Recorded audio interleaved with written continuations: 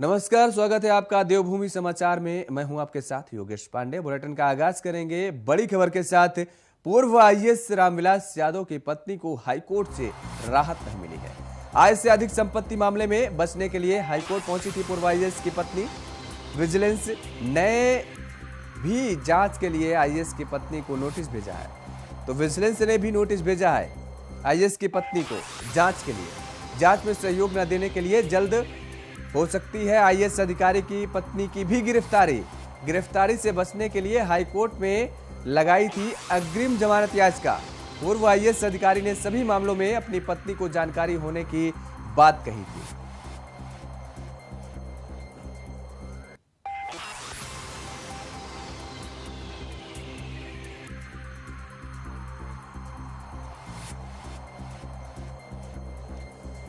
पूर्व आईएएस रामविलास यादव की पत्नी को हाईकोर्ट से राहत नहीं मिली है। ये बड़ी खबर आपको बता दें।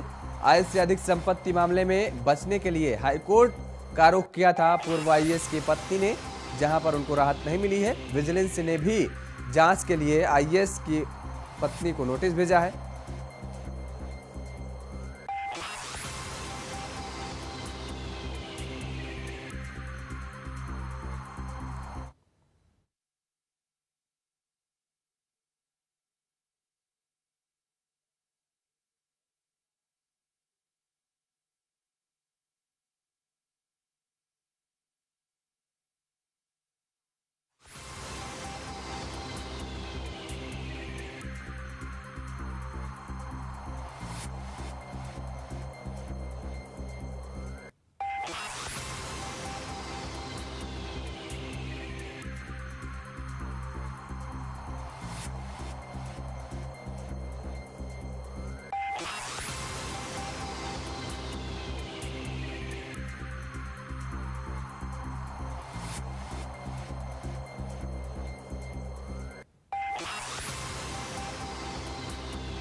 तो पूर्व आईएएस अधिकारी ने सभी मामलों में अपनी पत्नी को जानकारी होने की बात कही थी और विजिलेंस ने भी जांच के लिए आईएएस की पत्नी को नोटिस भेजा है।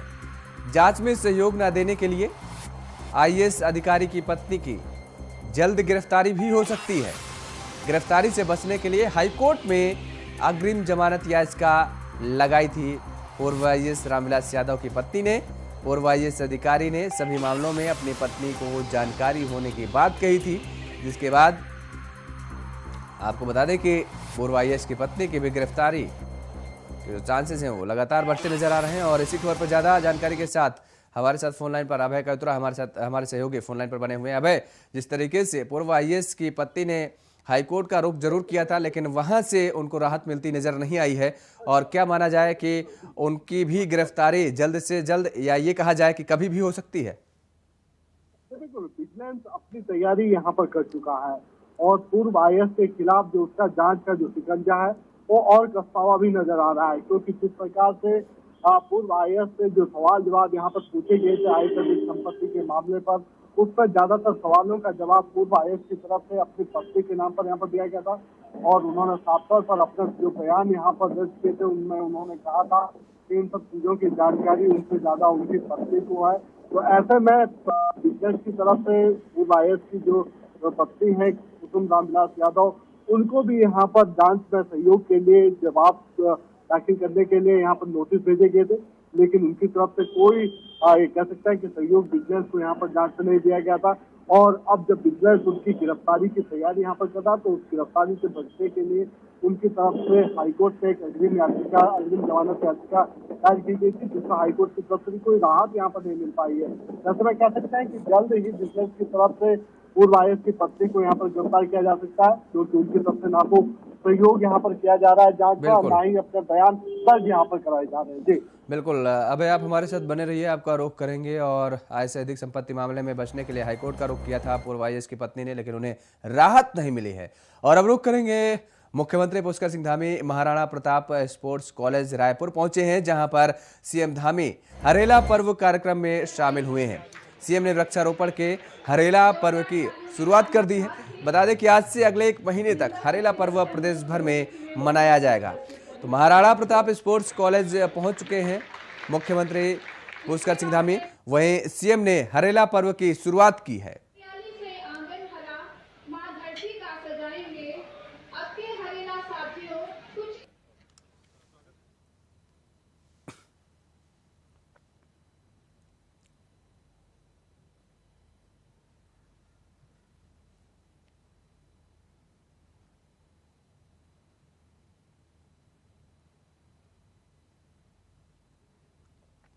वहीं राज्य के लोक पर्व हरेला पर्व पर जहां एक तरफ सरकार इसे धूमधाम से मना रही है, वहीं कैबिनेट मंत्री गणेश जोशी ने अपने सरकारी आवास पर वृक्षारोपण कर इस पर्व की शुरुआत की है। कृषि मंत्री गणेश जोशी ने कहा कि इस बार राज्य भर में जहां लाखों पेड़ लगाने का निर्णय सरकार ने किया है, वहीं दूसरी तरफ आज ही कम से कम 6 लाख से ज्यादा पेड़ लगाए जाएंगे, जो पर्यावरण संरक्षण की दिशा में एक बड़ी पहल होगी।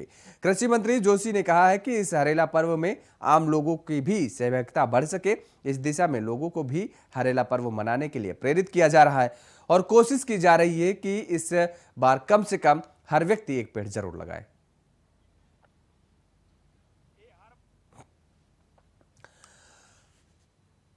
दो दिन की कॉन्फ्रेंस में बेंगलोर गया था और जो चिंतन में निकल कर आया, मिलेट्स के अंदर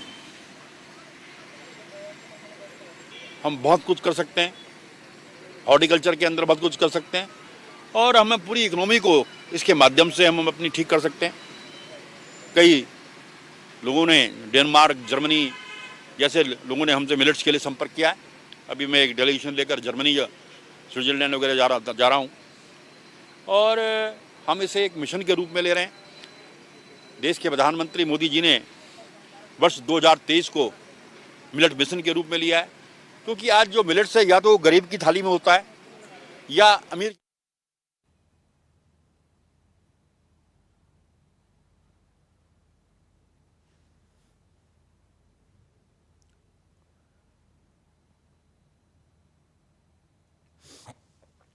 तो मुख्यमंत्री ने हरेला पर्व की शुरुआत कर दी है। महाराणा प्रताप स्पोर्ट्स कॉलेज पहुंचे हैं मुख्यमंत्री पुष्कर सिंह धामी, जहां पर हरेला पर्व की शुरुआत की गई। और आपको बता दें कि अब 1 महीने तक हरेला पर्व मनाया जाएगा और इस दौरान और इसी खबर पर ज्यादा जानकारी के साथ हमारे सहयोगी अभय कैतुरा हमारे साथ फोन लाइन पर बने हुए हैं। अभय, हरेला पर्व की शुरुआत आज से कर दी गई है। मुख्यमंत्री पुष्कर सिंह धामी की तरफ से 1 महीने बताया जा रहा है कि हरेला पर्व मनाया जाएगा। इस दौरान सरकार का क्या कुछ लक्ष्य रखा गया है, कितने वृक्षों को लगाने का? बिल्कुल, ये कह सकते हैं कि हरेला पर्व की जो शुरुआत आज से हुई है, इस हरेला पर्व की शुरुआत में अगले 1 महीने तक पूरे प्रदेश भर में वृक्षारोपण कार्यक्रम यहाँ पर आयोजित किए जाएंगे और इस हरेला पर्व में आम जनता की सहभागिता बढ़ सके, इसके कोशिश यहाँ पर की जा रही है। प्रचार प्रसार व्यापक स्तर पर किया जा रहा है। खासतौर पर जो जनप्रतिनिधि है उनसे आग्रह किया जा रहा है कि वो अपने अपने क्षेत्रों में जनता के सहयोग से ज्यादा वृक्षारोपण यहाँ पर करें, क्योंकि जिस प्रकार से कोविड काल में पर्यावरण के संरक्षण का एक मैसेज यहाँ पर मिला है, उन सब चीजों से बड़ा सबक यहाँ पर लिया है कोविड काल में, तो उसको देखते हुए हरेला को अब लोक पर्व के रूप में यहाँ पर मनाने का निर्णय सरकार की तरफ से लिया है। और आज ये कह सकते हैं कि आज पहले दिन यानी 16 जुलाई को आज हरेला के शुरुआती दिन में 6.5 लाख के करीब यहाँ पर वृक्षारोपण किया जाएगा, पौधों का वृक्षारोपण यहाँ पर होगा और पूरे महीने भर में जिस प्रकार से सरकार ने इस अपना लक्ष्य निर्धारित करा, तो 2.5 करोड़ से ज्यादा के वृक्ष यहाँ पर पूरे प्रदेश भर में इस बार रोपने का लक्ष्य यहाँ पर रखा गया है। ये सीधे तौर पर इस बात का प्रमाण है कि राज्य सरकार पर्यावरण संरक्षण की दिशा में अपनी अनूठी पहल करना चाहती है, सभी लोगों को उस पहल में जोड़ना चाहती है, जन सहभागिता सबसे ज्यादा बढ़ सके, उसके लिए आम जनता से भी सहयोग यहाँ पर कर रही है।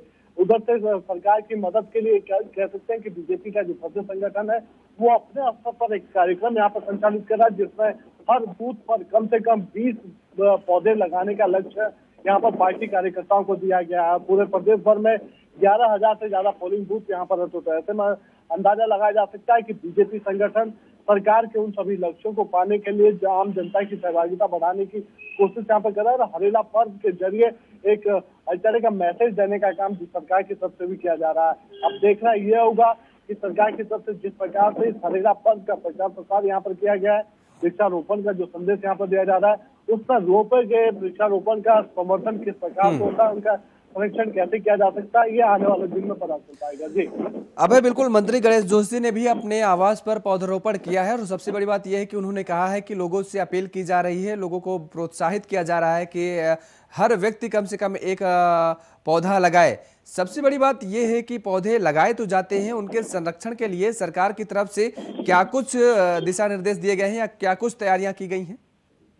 बिल्कुल, आपकी बार ये कह सकते हैं कि जो वृक्षारोपण यहाँ पर किया जा रहा है, उन वृक्षारोपण में उन रोपे गए पौधों का संरक्षण यहाँ पर हो सके, उसके लिए वन विभाग काफी सक्रिय भूमिका निभाता हुआ नजर आ रहा है। उनका कहना है वन विभाग ने जो अपनी कार्य योजना यहाँ पर बनाई है, उसमें साफ तौर पर ये जिन जिन क्षेत्रों में वृक्षारोपण यहाँ पर किया जा रहा है, उन क्षेत्रों में सभी जितना सरकारी विभाग होंगे, उन सभी को एक जिम्मेदारी यहाँ पर दी जाएगी। अगर पुलिस विभाग अपने स्तर पर वृक्षारोपण कर रहा है तो उस रोपे गए वृक्षों की जिम्मेदारी, संरक्षण की जिम्मेदारी पुलिस विभाग की होगी और उसको पुलिस वाटिका का नाम यहाँ पर दिया जाएगा। अगर राजस्व विभाग वृक्षारोपण कर रहा है तो फिर उसको राजस्व वाटिका के नाम पर उसको संरक्षित करने का काम किया जाएगा।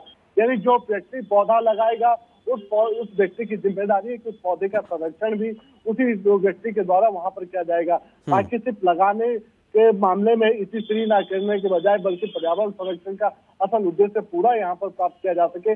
उस दिशा में वन विभाग अपनी कार्य योजना भी यहाँ पर बना रहा है और अपनी जिम्मेदारियां भी तय यहाँ पर कर रहा है। सरकार ने जन सहभागिता बढ़ सके इसके लिए व्यापक स्तर पर प्रचार प्रसार किया है। साथ ही ये भी कह सकते हैं कि इस बार हरेला पर्व पर जो सबसे बड़ी अनूठी पहल जो देखने को मिलेगी वो ये है कि 40 लाख से ज्यादा फलदार वृक्ष इस बार यहाँ पर इस हरेला पर्व के दौरान यहाँ पर लगाए जाएंगे। खासतौर पर फलदार वृक्षों को जंगलों में लगाने का काम यहाँ पर वन विभाग की तरफ से किया जाएगा, ताकि जो मानव जाति और जानवरों के बीच में जो हिंसक घटना हो रही है या जानवरों का मानव एरिया में आने का जो सिलसिला शुरू हुआ, उस पर विराम यहाँ पर लग सके।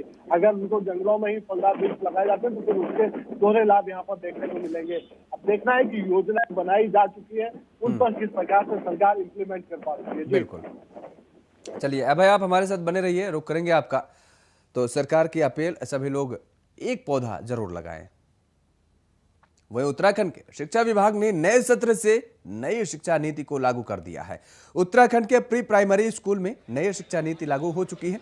वहीं पूर्व केंद्रीय शिक्षा मंत्री और हरिद्वार सांसद डॉक्टर रमेश पोखरियाल निशंक ने नई शिक्षा नीति के लिए प्रधानमंत्री नरेंद्र मोदी और मुख्यमंत्री पुष्कर सिंह धामी को धन्यवाद भी कहा है। इसके साथ ही कहा है कि कैम्ब्रिज और हार्वर्ड जैसी विश्वविद्यालय ने एनईपी 2020 को गेम चेंजर कहा है। और आपको बता दें कि उत्तराखंड एनईपी 2020 को लागू करने वाला देश का पहला राज्य बन चुका है। तो एनईपी 2020 है, जिसको कैम्ब्रिज और हार्वर्ड जैसे विश्वविद्यालयों ने कहा है कि ये पूरी दुनिया में गेम चेंजर का काम करेगी। उस एनईपी 2020 को जो हमारे देश के यशस्वी प्रधानमंत्री के 21वीं सदी के स्वर्णिम भारत की आधारशिला है, उस एनईपी 2020 को इस समय इस गवर्नमेंट ने पहला राज्य है जो यहाँ एनईपी 2020 को जिसने लागू किया है। इसलिए मैं इस सरकार को बहुत बधाई देना चाहता हूँ। मुझे भरोसा है एनईपी 2020 के लागू होने से ये देश आत्मनिर्भर बनेगा, स्वाभिमान। और हमारे सहयोगी अभय कैतुरा लगातार हमारे साथ बने हुए हैं। अभय, शिक्षा विभाग ने नई शिक्षा नीति लागू कर दी है, ऐसे में जिस तरीके से उत्तराखंड राज्य ने एनईपी 2020 लागू करने वाला पहला राज्य बन चुका है, बड़ी उपलब्धि मानी जाए।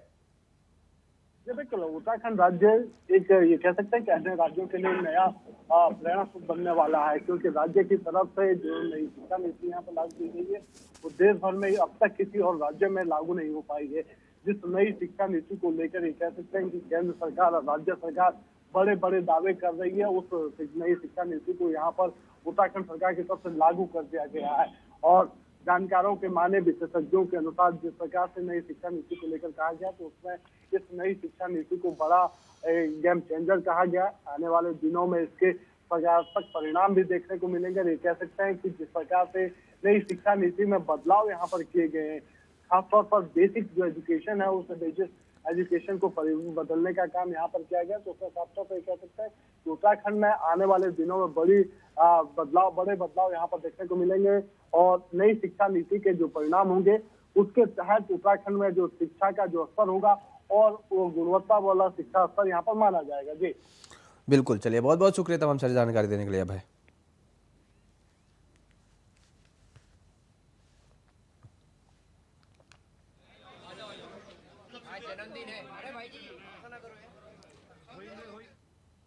और रुख करेंगे देहरादून का, जहां से बड़ी खबर सामने आ रही है। दरअसल उत्तराखंड में सफर अब महंगा हुआ है। बस ऑटो का किराया बढ़ाया गया है। परिवहन मुख्यालय ने ये जारी किए हैं किराए की नई दरें। 15 से 27% तक किराया बढ़ा दिया गया है। 38% किराए की बढ़ोतरी की गई है। माल भाड़े में 2 साल बाद किराए में बढ़ोतरी की गई है। चार धाम की बसों के किराए में करीब 27% की बढ़ोतरी कर दी गई है। तो परिवहन मुख्यालय ने किराए की नई दरें जारी कर दी हैं और किराए में इजाफा हुआ है। 15 से 27% तक किराया बढ़ा दिया गया है और वहीं 38% किराए की बढ़ोतरी की गई है। माल भाड़े में 2 साल बाद किराए में बढ़ोतरी की गई है। तो उत्तराखंड में अब सफर करना थोड़ा सा महंगा हो गया है। किराए में बढ़ोतरी की गई है। चार धाम की बसों के किराए में भी करीब 27% की बढ़ोतरी कर दी गई है। तो देहरादून से बड़ी खबर है, जहां पर किराए में बढ़ोतरी की गई है। आपको बता दें कि चार धाम की बसों के किराए में करीब 27% की बढ़ोतरी की गई है। तो उत्तराखंड में सफर महंगा हो गया है। अब बस ऑटो का किराया बढ़ाया गया है और इसके साथ ही दर्शकों को बता दें कि परिवहन मुख्यालय ने जारी की है किराए की नई दरें। 15 से 27% तक किराया बढ़ा दिया गया है।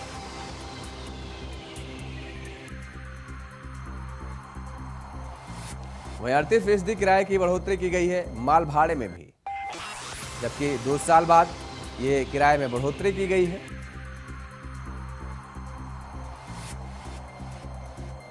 और हमारे सहयोगी अभय कैतुरा हमारे साथ इस खबर पर बने हुए हैं। अभय, जिस तरीके से उत्तराखंड में किराए में बढ़ोतरी की गई है, इजाफा किया गया है, ये कहा जा सकता है कि अब उत्तराखंड में सफर करना थोड़ा सा महंगा हो गया है। जी बिल्कुल, उत्तराखंड में आने वाले दिनों में ये चाहे आप लोकल का सफर कर रहे हो या फिर पहाड़ों का सफर कर रहे हो, आपको उसमें किराए में बढ़ोतरी यहाँ पर हो पाएगी। 2 साल बाद परिवहन विभाग की तरफ से निर्णय यहाँ पर लिया गया।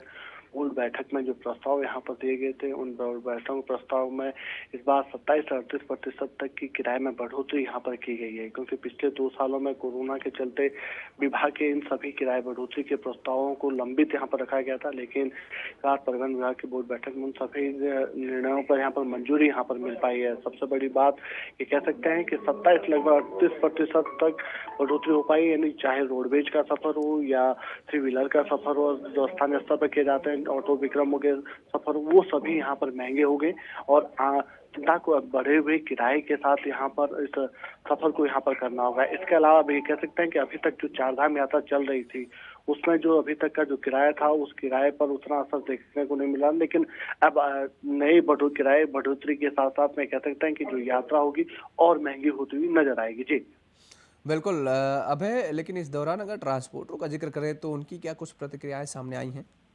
जी बिल्कुल, ट्रांसपोर्टरों की तरफ से लगातार किराए बढ़ोतरी की मांग यहाँ पर की जा रही थी और इस बार ये कह सकते हैं कि जब परिवहन विभाग की तरफ से नई दरें यहाँ पर लागू कर दी गई है, तो फिर सीधे तौर पर ये पर्यटन जो ट्रांसपोर्टर जो व्यवसायी थे, वो सभी के चेहरे यहाँ पर खिले नजर आ रहे हैं और उन्होंने राहत के साथ यहाँ पर ली है, क्योंकि लगातार पेट्रोल डीजल के जो दाम थे वो लगातार बढ़े हुए थे, लेकिन उसमें किराया नहीं बढ़ पा रहा था। लेकिन अब किराया जो बढ़ने के साथ ही ये कह सकते हैं कि उनको बड़ी राहत यहाँ पर मिली है और अब उनकी जो मांगे थी, उन मांगों में कह सकते हैं कि बड़ी मांग किराया बढ़ोतरी की पूरी हो चुकी है। जी चलिए, बहुत बहुत शुक्रिया तमाम सारी जानकारी देने के लिए। आप है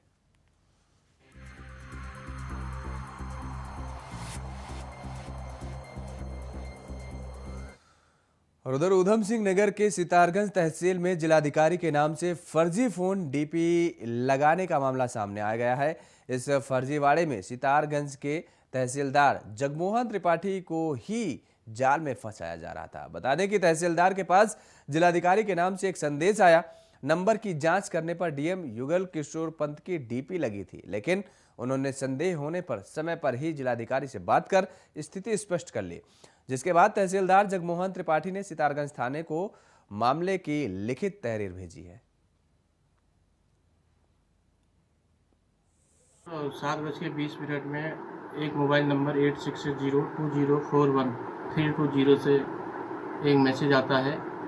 मैसेज देखने पर व्हाट्सएप में डीएम सर की फ़ोटो लगी होती है और डीएम सर का नाम उल्लेखित है। और उसके बाद 2-3 मैसेज जब लगातार आते हैं तो उसके बाद मेरे द्वारा डीएम सर से दूरभाष पर वार्ता की गई। उनके द्वारा कहा गया कि मेरे द्वारा कोई चैट नहीं की गई है।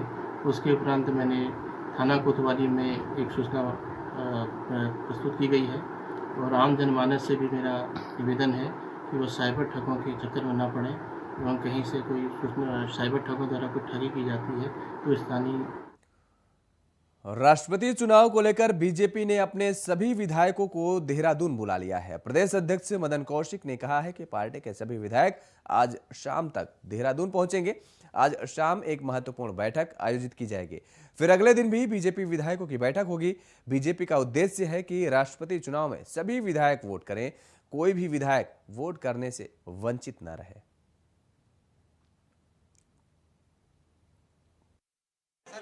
राष्ट्रपति चुनाव को लेकर सभी विधायकों को कल देहरादून पहुंचने को कहा गया है। कल शाम को बैठक होगी। परसों हम लोग फिर बैठक करेंगे सुबह 11 बजे और फिर 18 तारीख को वोटिंग होगी। एक भी वोट हमारी ना एब्सेंट होना चाहिए, ना वोट डालते हुए गलती होनी चाहिए। इस प्रकार का पूरी पार्टी ध्यान रखते हुए हम पूरी रणनीति और पूरी कार्य को आगे बढ़ा रहे हैं। तो राष्ट्रपति चुनाव में सभी विधायक वोट करें, भारतीय जनता पार्टी की तरफ से कहा गया है। लगातार रणनीति बनाई जा रही है। राष्ट्रपति चुनाव को लेकर के भारतीय जनता पार्टी ने पूरा रोड मैप तैयार कर लिया है।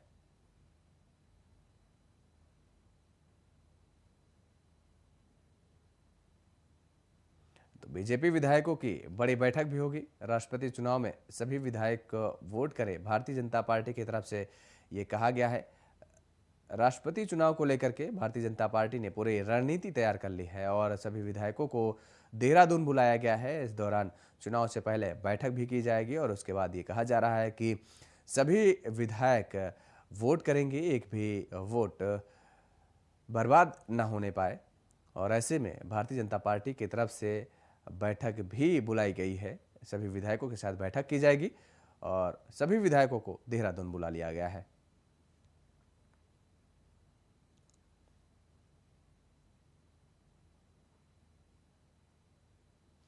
तो राष्ट्रपति चुनाव में सभी विधायक वोट करें, भारतीय जनता पार्टी की तरफ से ये अपील की गई है। राष्ट्रपति चुनाव को लेकर बीजेपी पूरी तरह से तैयार है। सभी विधायकों को देहरादून बुलाया गया है और आपको बता दें कि राष्ट्रपति चुनाव से पहले, मतदान से पहले भारतीय जनता पार्टी अपने सभी विधायकों के साथ बैठक भी आयोजित करेगी और उस बैठक में दिशा निर्देश दिए जाएंगे कि सभी विधायक मतदान करें। देवभूमि समाचार में फिलहाल मेरे साथ इतना ही। देश और दुनिया की तमाम खबरों के लिए आप बने रहिए इंडिया वॉइस के साथ। नमस्कार।